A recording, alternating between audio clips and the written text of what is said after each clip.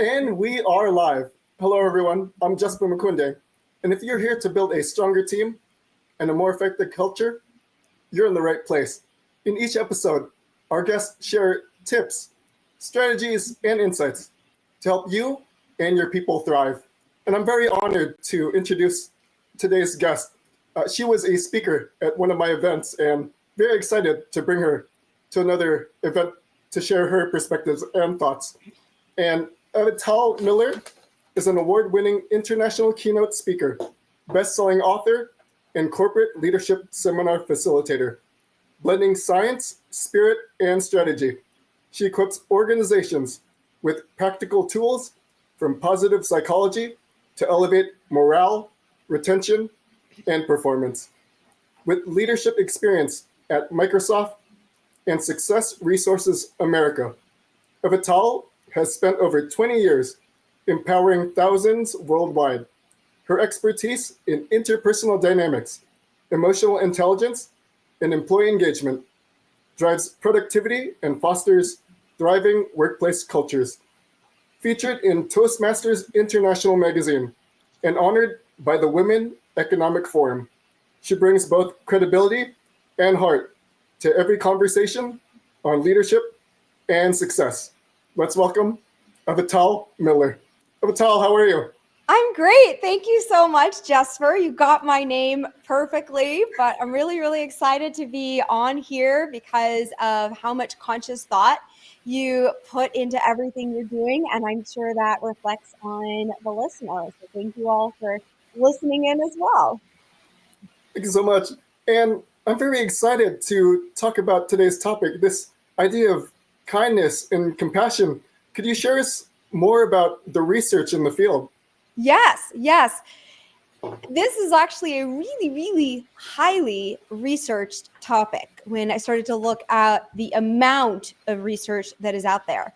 And there are two fields within psychology that really specialize on understanding how kindness and compassion affects the workplace. So there's industrial organization and leadership research, and then positive psychology, which is what I'm getting my master's in. So here we go. Hang on to your seats or buckle your seats up. But we have happy employees are 20% more productive.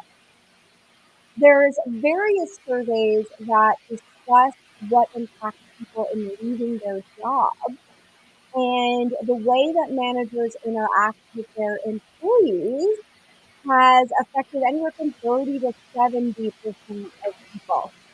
And 42% of people who have voluntarily left jobs said that it could have been prevented with different communication and support from their management and organization. Here's one that brings in the positive psychology aspect. Managers who focus on strengths end up doubling the employee engagement versus managers who are not. And strength feedback, in turn, reduces turnover by 14.9%. Here's another one. What causes stress? Lack of kindness is one of those things. The American Institute of Stress reports that 83% of U.S. workers experience work-related stress. U.S. businesses lose up to $300 billion yearly from workplace stress. 1 million workers miss work every day due to stress. So this is important to keep figuring out what are those resolutions to stress, keep everyone productive and happy and thriving in their work environments. Thank you for sharing. And I wanted to get your reactions on some of the research that you just shared with us. What are your thoughts on those? Yeah. The first one I was talking about was happy employees being 20% more productive. And I think we get into a habit of looking at the bottom line because at the bottom line at the end of the day of business is the service or the product that you're putting out in the world and wanting that to be of great quality and how much money you make in return so that you could keep doing what you're doing and live a comfortable, healthy lifestyle in the process. But our question is, well, how do we actually get to those bottom lines in the best possible way? And it is not through just that strict focus and minimizing the support so that things cost less in the process. But the investments that we make along the way to help employees feel happier, the top things that drive employees out into managers come from micromanagement and lack of autonomy, from poor communication and lack of feedback, from inconsistent or unfair treatment, from lack of career development opportunities. Strength feedback is one of the biggest ones that I focus on and that I train people on. There's a finesse and a tact to how that happens. It starts with one model that I've taught, which is LBNT. What did you like best about this person's work, and what's your request for next time?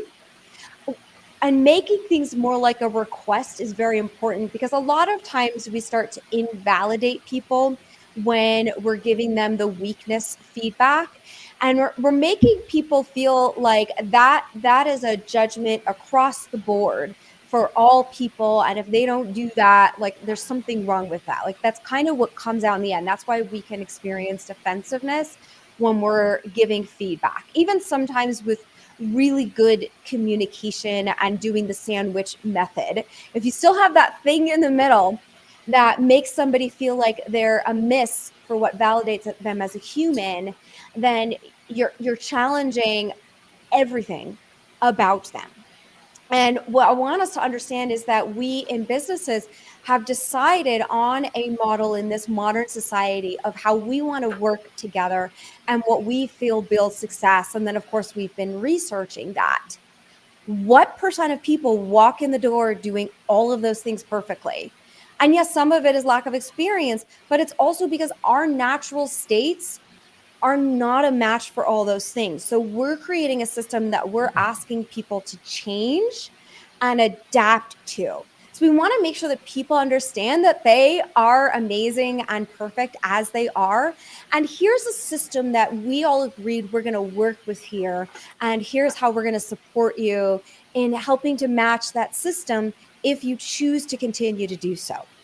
So this is like a big, big concept that I want people to get to the psychology behind the feedback. And then the words will automatically come off better and resonate better and reduce the amount of stress that it is causing people in return. And you can think about, personally, just go back and think back through your past managers and think back to what taste did they leave in your mouth? How much do you remember some of that negative feedback? And that's all you remember about that manager. How much do you remember about the ones who really encouraged you and found a tactful way to communicate? And what else did it encourage you to achieve in life? Versus the previous one, what did it make you feel about the organization, about that line of work? What did it suppress in your potential? Avital, excellent perspective. Looking forward to learning more about that. Before we move on, I do want to look further into research because I have also looked into this and wanted to get your perspectives and reactions. And from Gallup, they've discovered that only 37% of employees strongly agree they are treated with kindness and respect at work. I wanted to get your thoughts on that. Yeah, and this is really the thing that I want to dive into in this, because we need to understand what kindness is.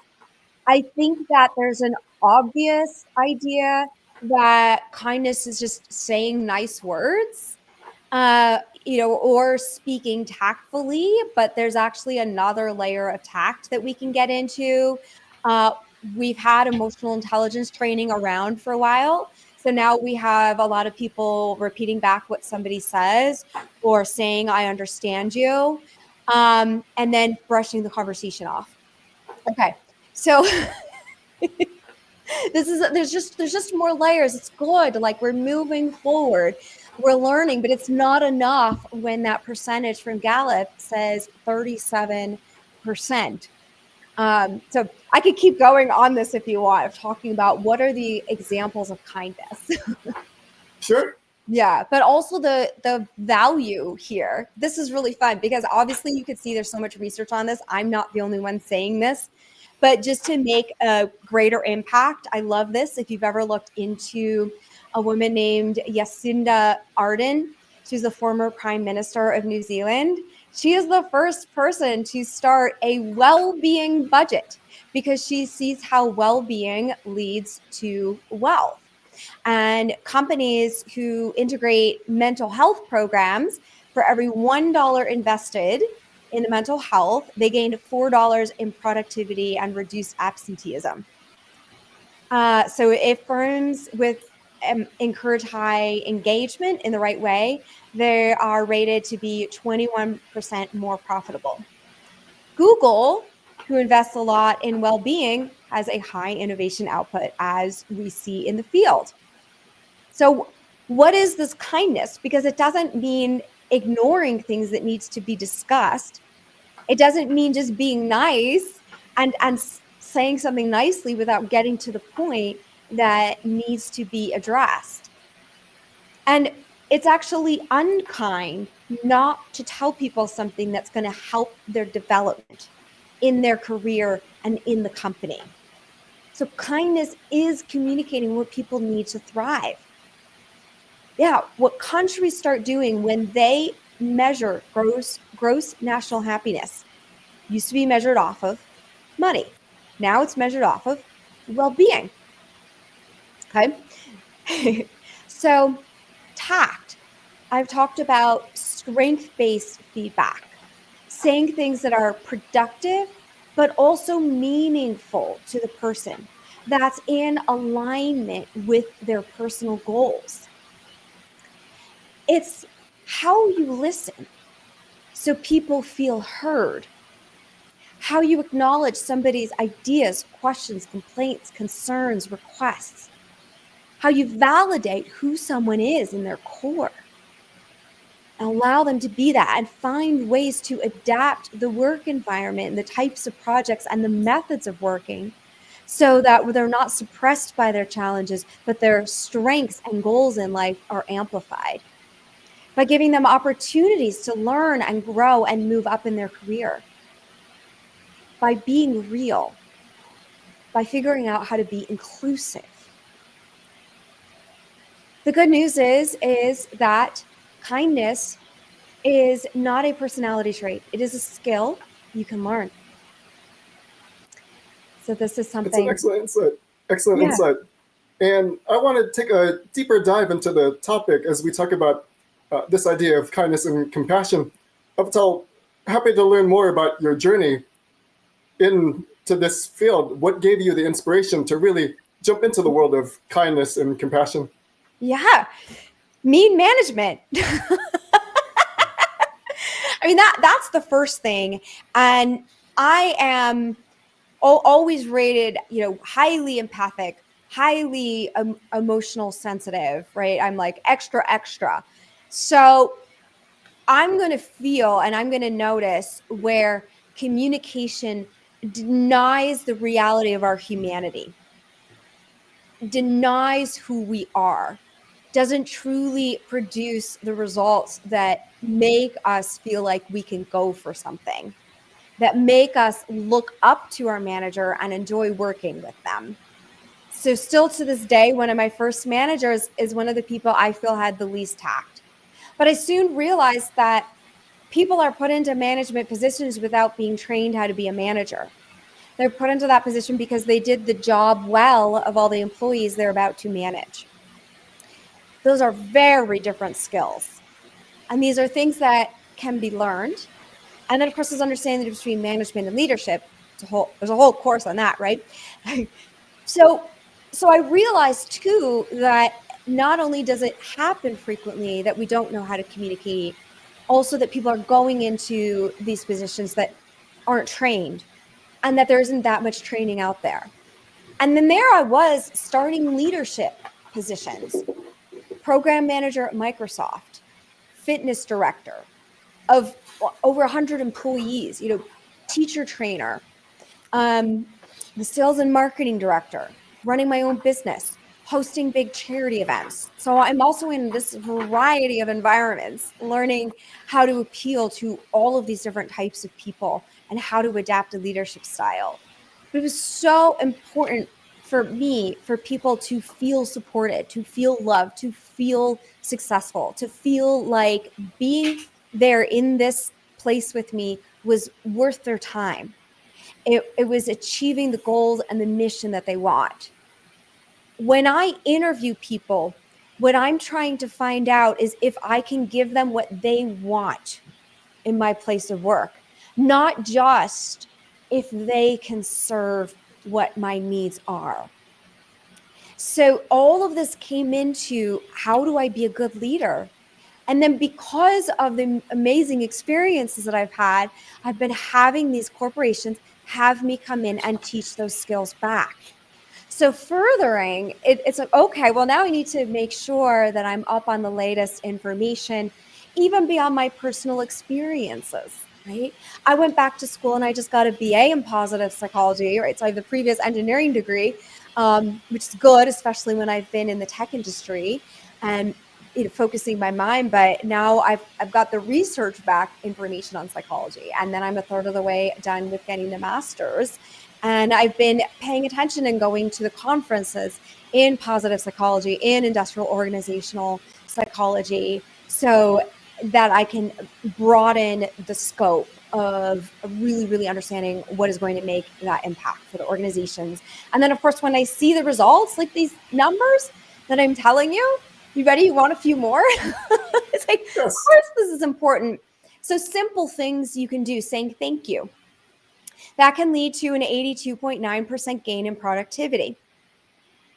Praising work improved productivity by 88.8%. Simple gifts boost productivity by 90.9%. Making the workplace exceptional increases productivity 90%. Flexible holiday scheduling.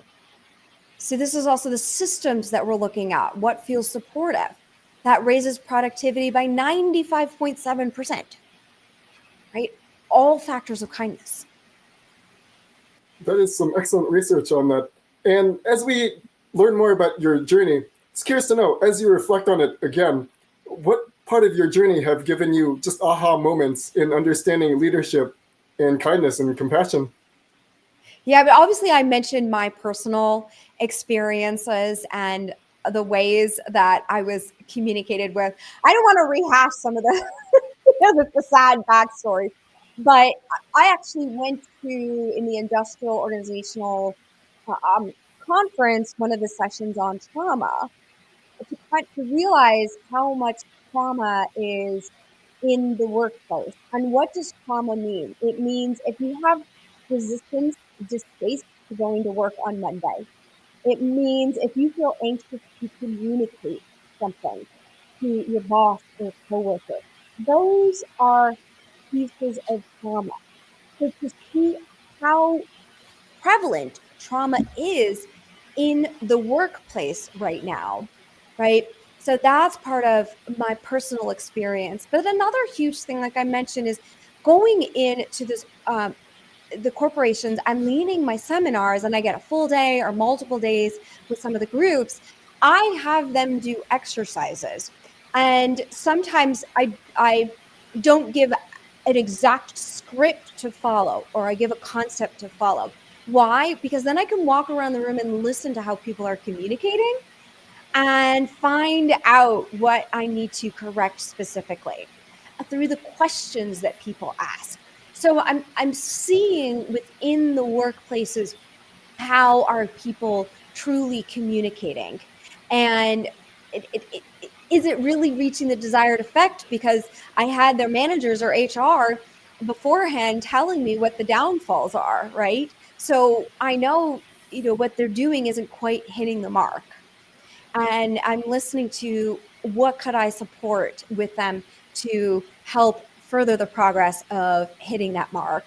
And I think also what inspires me even more is getting a day or more with people and watching where they start just in one day and where they end, and the amount of inspiration and light bulbs that open, and the steps that we take, because I don't just want to give information, I give them opportunities to practice and embody the teaching so they can truly go back and start doing it right away.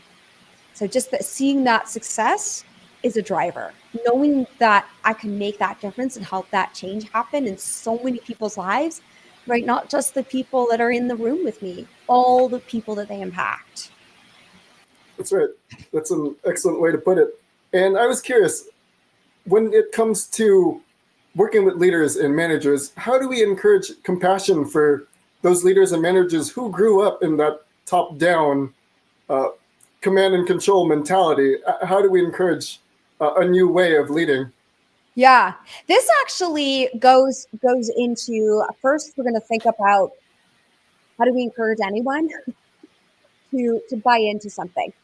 And I'll say this quickly. There's something called bank code, which is an interesting way to figure out how to sell something, how to sell an idea, because you want to know what's of value to people, whether or not it fits in these categories or there's more information to know. But when you find what's of value to people, and then you could prove it to them, you prove the value, prove the reasoning, they can be on board. So this bank code, each letter stands for something. So B is for blueprint.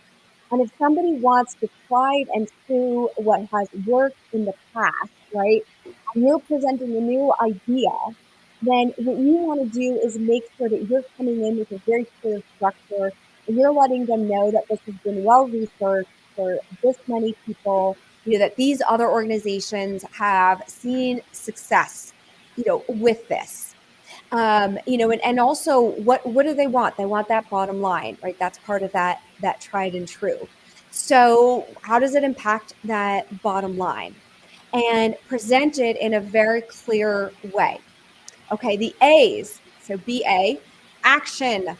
So these are the people who are going to get excited by great ideas, excited by what seems fun, excited by what makes things faster, what makes you more productive, excited by what's popular. I mentioned Google. But if there's a person, who did this in the workplace, so that will also help the A people. N, nurturers. They care about people's well-being.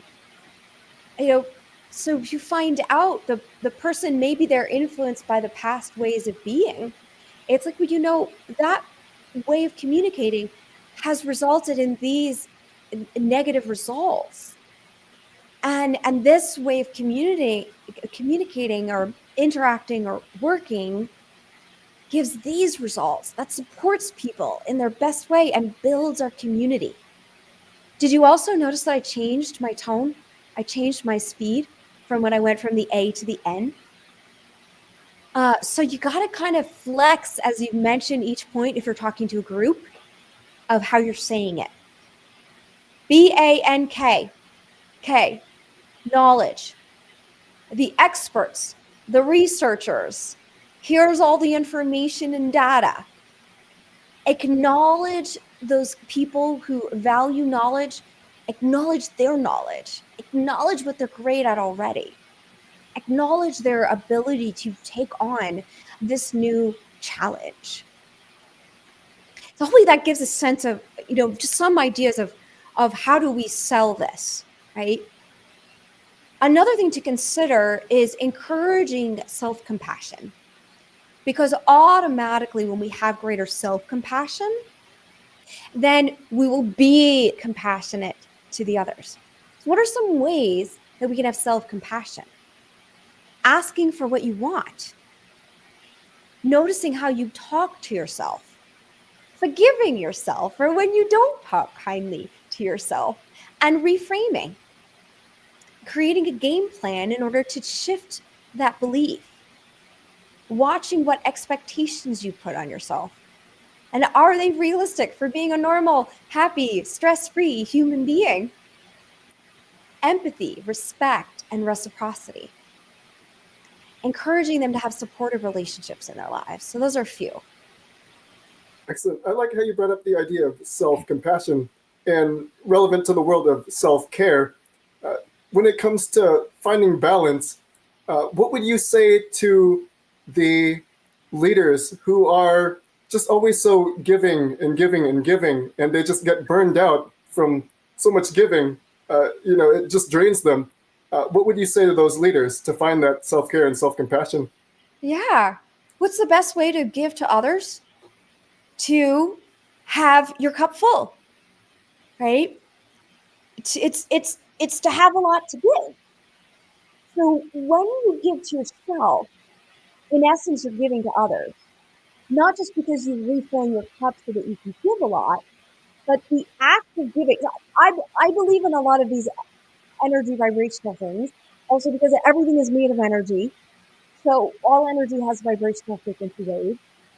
There's studies of different words and their impact on water and the formation of water, and then the studies of words and mindset on health. Okay.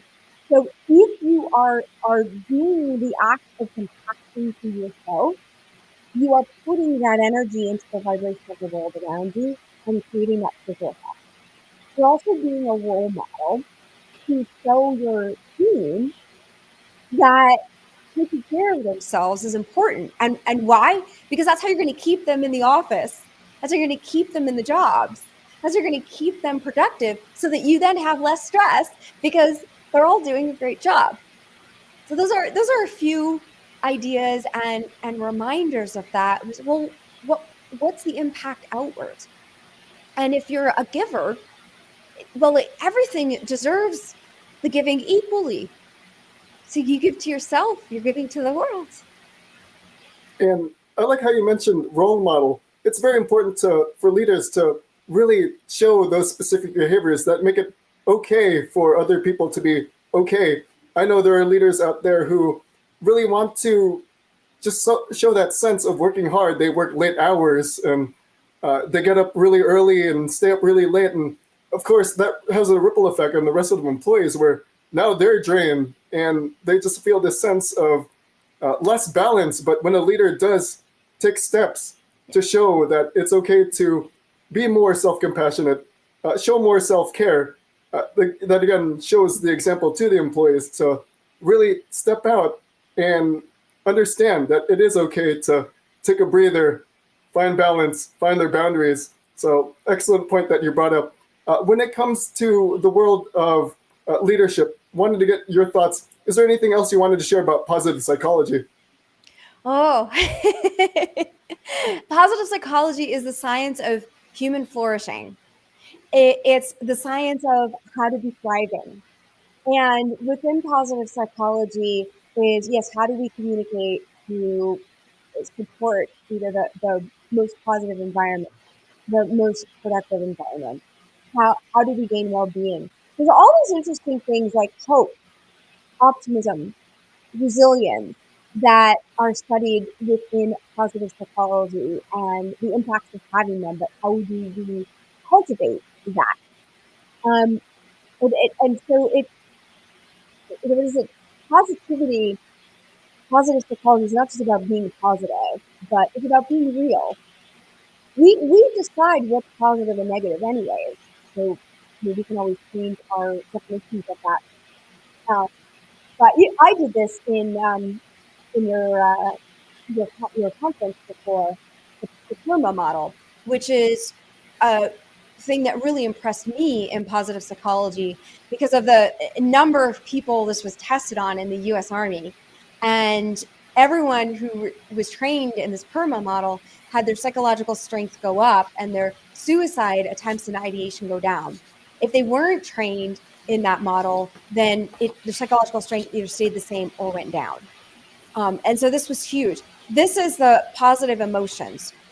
And this is where we gain tact, but where we're looking at the amount of what we usually consider positive to the negative. And knowing that if we have at least 2.9 positive statements or interactions to each negative one, then more than that, we're going to thrive. At that, we just sort of stay status quo where we are. Below the 2.9 to 1, that's when the businesses go down. Okay, and then E, engagement. I've talked about engagement. There's another fun thing in positive psychology that we like to talk about with engagement, which is getting in the flow state. So how are you going to support somebody's well-being? By making sure that you're utilizing their character strengths, what's of meaning and value to them, where their capabilities are, but challenging them just the right amount where it's not so easy that they're bored, but not so hard that they feel like it's impossible and they give up. When you're in flow state, you lose a sense of time and space. You're completely engaged in your work. Secret is, if people are engaged and motivated and finding meaning, which is the M in the PERMA, then they're less likely to gossip and cause havoc in the workplace because they're focused on working. They're focused on resolving the conflicts that come up. The R is relationship.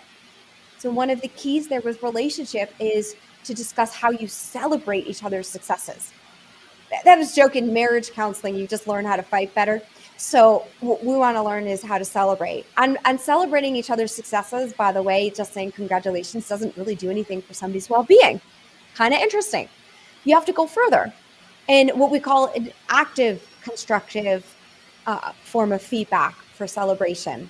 And that is, congratulations. Okay, well, for what reason do you think they're deserving this promotion? So being really specific about what you notice. And then ask them about what the experience was like when they were told that they're getting the promotion. So they get to relive the wonderful experiences of that moment. And it shows your interest and the depth of your interest. Okay, so we have this? We have do you remember the hand motions with this? We did positive emotions with your hands on your heart. And then we did engagement, where you get into a flow, and relationships. So we're all celebrating well, meaning, right, all the potential and purpose that's out there. And then I like to go like this, just point your finger straight up for the A, that's accomplishment. So this is fun. Accomplishment for the sake of accomplishment. Okay. Why do we do this? Because we don't always have to have this, accomplishment so that you make more money, accomplishment so that the business achieves more, accomplishment because you did it. How fun is that? Like, just to be able to achieve something. One of the secrets of integrating positive psychology into the workforce is to enable that sense of accomplishment, but to enable employees to have more flexibility in what they choose to work on. Because it opens up, when we box people in, they don't have the space to get into creativity. When they have the space for creativity, that's when the innovation happens. So that's a piece of allowing that accomplishment, is opening more space for it.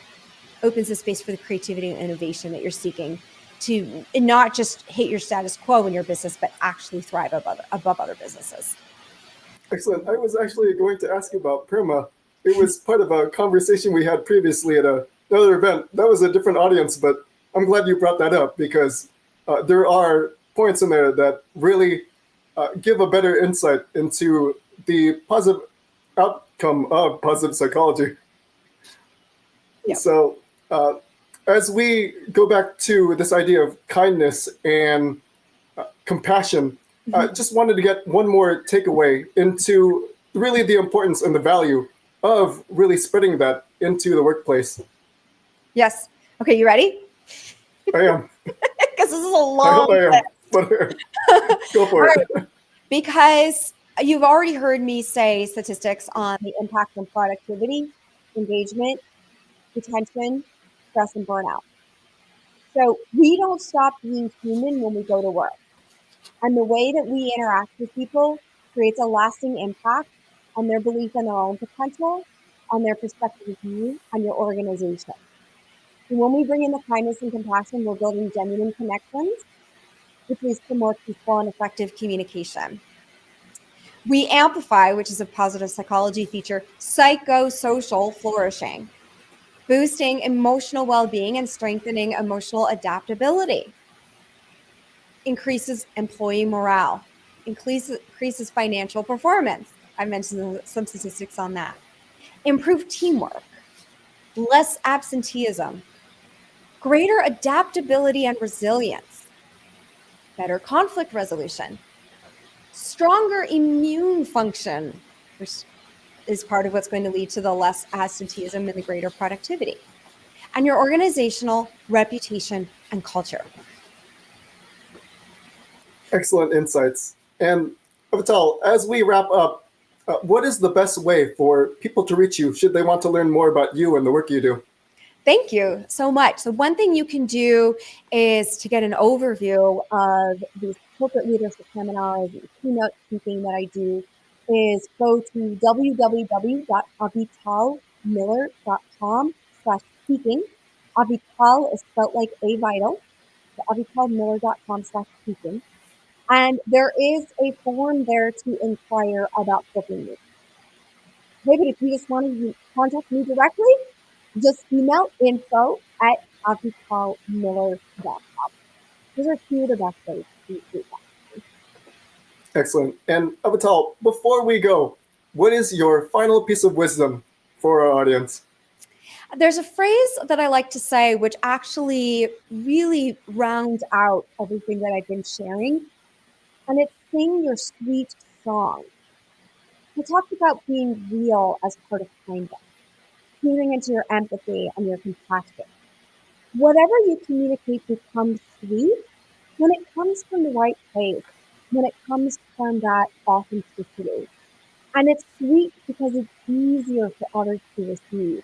So keep singing your sweet song by expressing and asking for what you want, while also by bringing people together because you're communicating in a way that invites. Avital, excellent piece of wisdom. To everyone out there, thank you again for tuning in. We hope you had some very valuable takeaways from today's conversation.